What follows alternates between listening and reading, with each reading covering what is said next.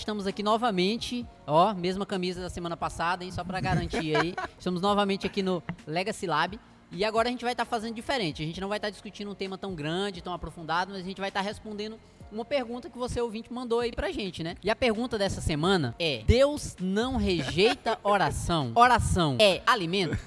Vamos jogar essa aí pro pastor Gabriel. Isso aqui é uma pergunta aleatória, não tem nada a ver com nenhuma produção artística, nenhuma produção musical ou cultural aí do meio gospel. A pergunta é simplesmente: Deus não rejeita oração? Oração é alimento? Qualquer semelhança é mera coincidência. Quando eu comecei a me perguntar, quando a gente começa a observar o que nós cantamos, né, e a gente tem aquele estalo assim, opa, peraí. O que é isso?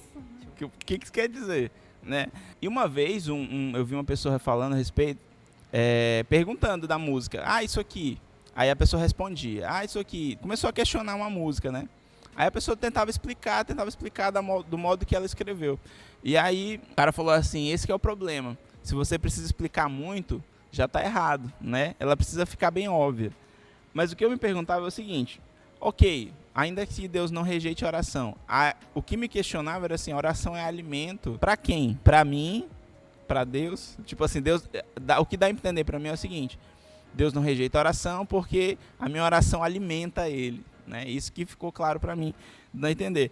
E a gente separou alguns textos, né, para tentar refutar pra dar aquela, né, a questão.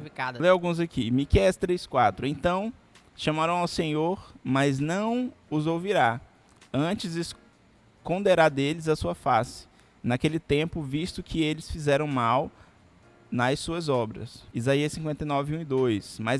Mas as vossas iniquidades fazem separação entre vós e o vosso Deus, e os vossos pecados encobrem o seu rosto de vós, para que vos não ouça. Né?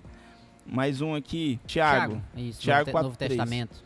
Pedis e não recebeis, porque pedis mal, para esbanjardes em vossos prazeres. Então quer dizer que uma oração mal feita, uma oração que é feita de forma errada, quando eu peço coisas do meu coração que não condizem com a Bíblia, então ela não é recebida, ela não é atendida. Acho que ela foi rejeitada? Pois é, naturalmente a palavra fala que nós não sabemos orar, né, como convém.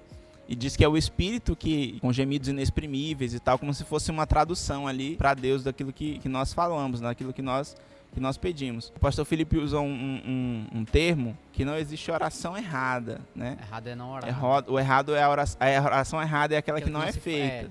Nós precisamos orar, é uma necessidade humana, né? Não é que Deus tenha necessidade que nós oremos. Ele dá o toque ali, você precisa orar. A gente que precisa de Deus, né? Deus Somos nós que precisamos.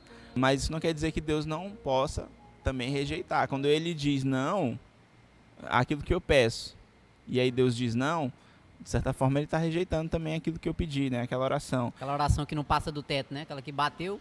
Isso, eu posso ter pedido a cura de um enfermo, mas a vontade de Deus é que ele livrar aquela pessoa daquele sofrimento e levá-lo, né? Ou seja, ele rejeitou a minha oração pedindo a cura, né? Então Deus rejeita a oração, sim. Tem algum problema eu cantar ou existe até um certo ponto uma licença poética para eu poder cantar uma música ou utilizá-la?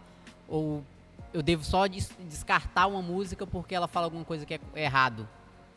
Qual é a tua opinião sobre isso? Assim, eu acho que música, na verdade a música ela tem essa liberdade poética, sim, né?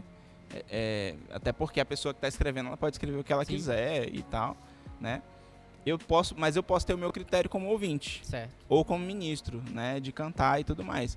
Então, assim, eu acho que o critério é de cada um, mas assim, o que eu penso? A partir do momento que eu sei o que eu estou cantando e aquilo no meu interior diz que é errado ou que não condiz com a palavra, né, eu já me proponho a não fazê-lo, né?